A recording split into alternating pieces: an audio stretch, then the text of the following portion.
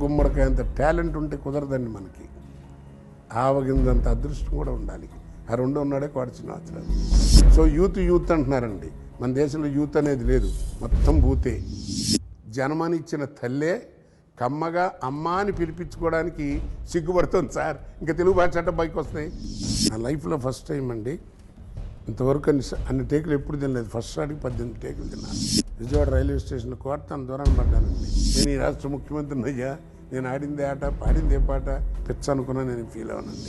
కరెక్ట్గా అట్లాగే ఇవాళ గ్రాఫిక్స్లో తీయమనండి, నేను ప్రొఫెషన్ నుంచి వెళ్ళిపోతాను. అలాగే ఉండాలి. Open challenge.